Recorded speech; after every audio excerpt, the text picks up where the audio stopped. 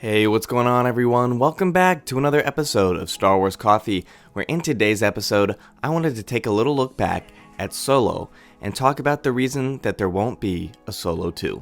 That's today here on Star Wars Coffee. I have spoken.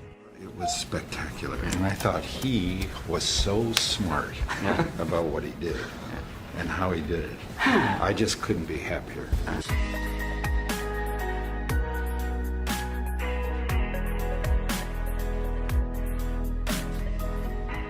Hello there to all of the returning subscribers, but if you're new to the channel and you're just finding Star Wars Coffee for the first time, be sure to always hit that like button, hit that subscribe button, and turn on that notification bell. And don't forget to check out Star Wars Coffee on Twitter and Twitch, and don't forget to check out the official Star Wars Coffee merchandise. Links are in the description below. Do it! And now let's go to a galaxy far, far away. This is the way. I'm gonna preface this video by saying that I actually liked Solo. I really enjoyed it. In theaters, the first time I saw it, I thought it was pretty good. And the second time I watched it on the theatrical release, I really liked it. And then I recently just watched it again with my fiance and showed her the movie for the first time. And she was shocked by how much she actually liked it. She really liked it. She liked Lando a lot. And so what I wanted to do is, since I just revisited this movie, I thought I'd revisit it with all of you. And I really liked Solo, and I'm really bummed that there's not going to be a Solo 2. So I wanted to take a look and see why there's not going to be a Solo 2. And I found this good article that talks about it from movieweb.com titled, Solo 2 isn't happening anytime soon if it happens at all, written by Trevor Norkey. Now this article is a bit old, obviously, because Solo came out a couple years ago, but I wanted to take a look at this article, and then I wanted to actually run some box office numbers by you as well. And we're going to figure out why there's not going to be a Solo 2. Because some people won't like the story for Solo, but I actually really liked it. I think Alden Ehrenreich was a great fit for Han. I used the Alden Ehrenreich Han skin in Battlefront 2 if you've ever watched me play that on Twitch. I like the Corellian one. And so we're going to take a look into this. So let's jump into this article here. The second Star Wars spin-off, Solo, which released earlier this year, certainly had a jarring enough ending to set up an exciting sequel down the road. Unfortunately, one of the movie's two writers, Jon Kasdan, has stated that it may be unlikely for us to receive a Solo 2 anytime in the near future. To be honest, I think the challenge has more to do with the foreign box office than the US. Personally, I think there are great Star Wars movies to be made that don't need to cost quite as much. Hopefully, that will be the trend in years to come. And maybe, just maybe, that trend will allow us one way or another to tell more stories with Alden, Jonas, Emilia, and Donald. With those actors and Ron Howard, I would jump at the opportunity.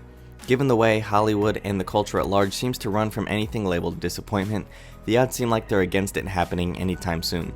But I suppose Han wouldn't have it any other way. While there was a large number of Star Wars fans who enjoyed Solo when it was released, there was an even larger number of Star Wars fans who didn't seem to like the movie at all. Now at the end of its box office run, Solo hasn't managed to rake in $400 million, which is widely disappointing for a Star Wars movie. Solo has taken place as the lowest grossing live-action Star Wars movie ever made, a mantle that was previously held by Return of the Jedi, which only made $475 million.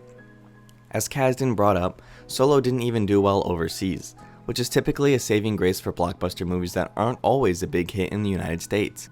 Unfortunately, the foreign market was even harsher on Solo than the United States, bringing in only $179 million compared to the $213 million earned domestically.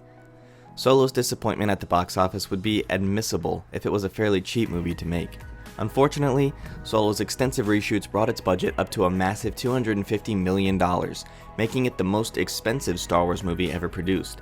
With this budget in mind, there is no question that Solo was an absolute flop at the box office, which is a large sign Disney and Lucasfilm that this series is not worth their time or their money.